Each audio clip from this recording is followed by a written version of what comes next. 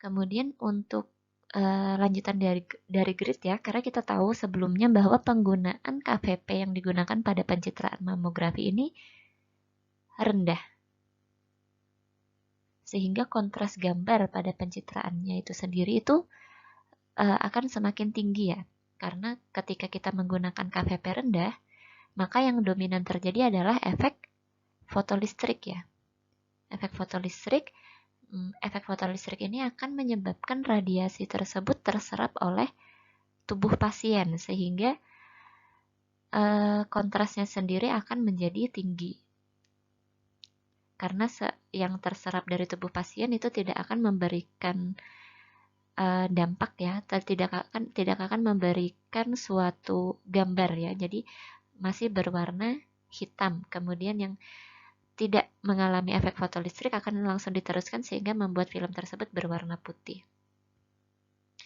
Sebagian besar sistem ini akan menggunakan grid dengan rasio 4:1 sampai 5:1. Jadi rasio grid adalah ukuran antara tinggi septa dengan lebar celah ya. Jadi H per D. Itu adalah rasio dari grid. Jadi untuk mamografi itu menggunakan kira-kira 4:1 sampai 5:1. Nah, grid yang digunakan untuk mamografi itu yang paling banyak digunakan pada alat ya, itu adalah high transmission cellular atau HTC yang memiliki rasio grid adalah 3,8:1. Bahan dari HTC sendiri itu terbuat dari tembaga. Komponen yang lain untuk pencitraan mamografi adalah breast compression. Jadi yang dinamakan breast compression itu sesuatu yang menekan payudara untuk membuat payudara tersebut density-nya sama ya. Jadi ukuran dimensinya itu dibuat sepadat mungkin. Jadi udara-udara yang ada di sekitar objek itu tidak akan terlihat. Jadi syarat-syarat untuk breast compression ini adalah harus kuat tetapi tidak menyakitkan, maka dari itu dipilih bahan yang memiliki nilai nomor atom yang rendah dan density-nya tidak begitu tinggi, harus elastis. Jadi mengapa diperlukan compression? Seperti yang saya bilang tadi, untuk mengurangi superposisi dari jaringan. Kemudian untuk mengurangi rasio antara radiasi hambur dan radiasi yang mencapai detektor. Dan mengurangi jarak dari tiap-tiap bidang penyinaran pada mamae ke reseptor sehingga mengurangi geometric unsharpness. Kemudian juga dapat mengurangi dosis radiasi yang diterima, menghasilkan atenuasi yang lebih seragam, dan mengurangi anatomical motion yang mungkin terjadi. Oke, ini adalah gambaran dari ketika kita menggunakan compression dan ketika tidak menggunakan compression. Ya, bisa kita lihat perbedaannya ketika tidak menggunakan compression, maka faktor-faktor yang dapat meningkatkan noise itu akan semakin meningkat. Kemudian ketika penggunaan compression, kita lihat di sini jarak antara objek ke gambar, ke image reseptor itu akan seragam.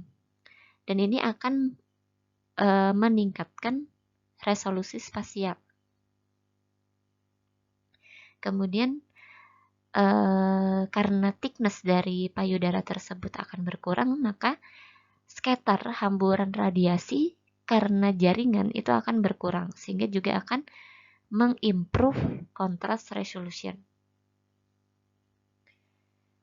Setelah itu juga berpengaruh pada dosis radiasi yang diterima oleh pasien. Jadi semakin tipis, semakin kecil thickness-nya, semakin berkurang thickness-nya, maka dosis radiasi yang terserap pada tubuh pasien, pada payudara itu juga akan semakin berkurang. Yang terakhir adalah phototimer. Jadi phototimer ini biasanya disebut sebagai AEC ya. Jadi Automatic Exposure Control, kontrol otomatis dari paparan radiasi. Jadi phototimer ini didesain untuk mengukur kuantitas dan kualitas dari sinar X. Nah, phototimer ini menggunakan sensor radiasi, amplifier, dan voltage kompensator untuk mengatur exposure. Jadi ketika radiasi yang sampai pada reseptor itu sudah melampaui batas tertentu, maka pada automatic exposure control ini akan otomatis menghentikan paparan radiasi tersebut pada suatu bagian tertentu. Jadi tidak akan melebihi, dosisnya tidak akan melebihi. Letak dari phototimer itu sendiri adalah setelah reseptor. Jadi di sini karena kita menggunakan low KVP ya pada mamografi, maka jarak antara gambar dengan reseptor itu sangat penting untuk diminimalisir ya. Jadi di sini kenapa digunakan setelah reseptor adalah untuk meminimalisasi OID. Sensor ini akan menghentikan exposure ketika jumlah radiasi yang telah ditentukan sebelumnya diterima oleh detektor. Jadi secara otomatis dia akan switch off sendiri gitu ya. Nah, pada AEC ini detektor yang digunakan adalah ionization chamber atau solid state diode. Jadi AEC ini dapat mengestimasi kualitas sinar X setelah dilewati oleh payudara. Jadi di sini ya letaknya adalah yang paling belakang. Jadi setelah image reseptor itu ada AEC. Urutannya adalah compression device, kemudian payudara, kemudian grid, kaset di sini yang grid, kemudian kaset, kemudian image reseptor, kemudian AEC. Kualitas sinar itu sangat dipengaruhi oleh brush composition dan pemilihan filter ini. Jelas ya. Kemudian biasanya digunakan compensated AEC. Jadi compensated AEC ini lebih akurat untuk menghasilkan gambar dengan dosis radiasi yang lebih rendah.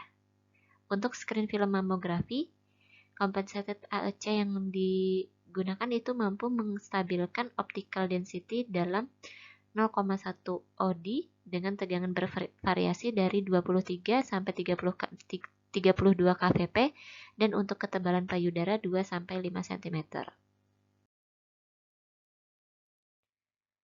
Oke, jadi ini adalah skematik dari alat mamografi secara keseluruhan. Di sini ada tabung sinar X, kemudian keluarannya dari sini, kemudian ada filter yang terbuat dari molybdenum atau rhodium, kemudian ada kolimasinya, kemudian ada compression pedal, grid, screen film, phototimer detektor,